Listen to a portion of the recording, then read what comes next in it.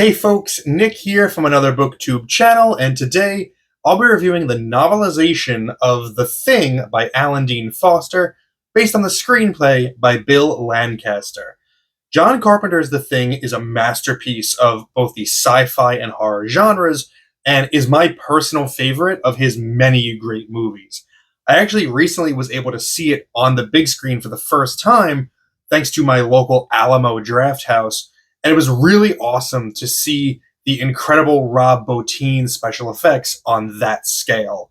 When I found out that there was a novelization of the movie by the same guy who wrote the Alien novelization, I knew that I had to read it out of principle, but was unsure if the magic of the movie would translate to the page. The Thing follows an American research team in Antarctica who are in the middle of a year-long stint at their solitary base.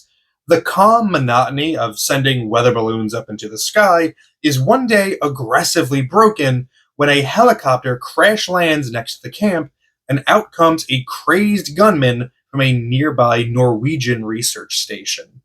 The gunman is dispatched, and the team decide to send their own pilot and doctor to the Norwegian camp to look for clues that led to this sudden violent eruption. The team discovers that something was pulled from the ice by the Norwegians, something not of this world that has been lying dormant for millennia. Now, the Thing is awake, and it needs warm bodies to live and multiply within. While the book obviously doesn't contain the visual satisfaction of the greatest practical effects ever put to film, Foster is able to expertly capture the essential paranoia that propels the Thing's story forward. Every movie or TV show that you've ever seen that deals with a premise of one of us is not who they say they are is trying to recapture the magic of The Thing, which perfected it. Alan Dean Foster is blessed with a terrific foundation to work with, which is the original screenplay, but is able to add his own personality into the material and create an experience that is about as tense as the movie. Maybe not as much, but it's close. If there's any criticism that I can levy at the movie, it's that besides MacReady and Childs, the other characters are fairly forgettable. If I'm being completely honest, despite the fact that I've seen the movie many times, if you had to ask me to name 3 characters other than MacReady or Childs, I probably would have said Blair, the dog, and the alien.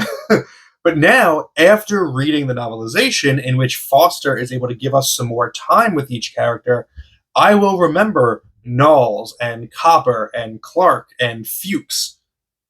I'll probably remember them. Foster also does here what he did in the Alien novel, which is fill the world with technical procedural details that help sell the setting.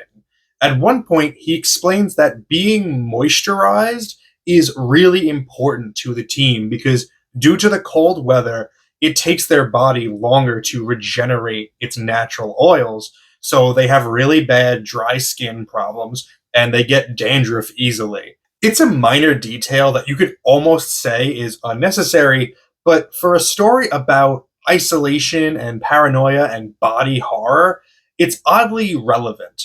Not only do you have to worry that an alien is wearing your friend's skin, but your own skin is chapped and uncomfortable. How could this get any worse? Fans of the movie will also notice some pretty significant story differences, including additional scenes that have significant impact, as well as existing scenes not ending the way that you would expect. I assume this is due to the original screenplay being different from the one that eventually made it to film, and I honestly didn't mind it because I'm so familiar with the movie that the drawback of a novelization is that I know what's coming next, which messes up the suspense. I had that issue with the Alien novelization because there weren't too many story changes in that book, but here I was able to still be surprised by a story that I've seen many times before. Is The Thing novelization better than the movie? Absolutely not. Of course not. I'm not saying that it is. But stripping away Rob Bottin's effects and John Carpenter's direction, Alan Dean Foster is able to give center stage to the interpersonal relationships of the characters and the tension that builds between them. It's a more than worthwhile read if you can find it. I don't think this book has a modern reprint, and the secondary market for it can get pricey, but if you do luck upon a copy, I think you will enjoy it. My arbitrary and subjective grade for The Thing by Alan Dean Foster is 8 out of 10. Do with that what you will. If you have read this book, let me know your thoughts about it in the comments below. Thank you for spending some time with me today, but now it's time to get back to reading.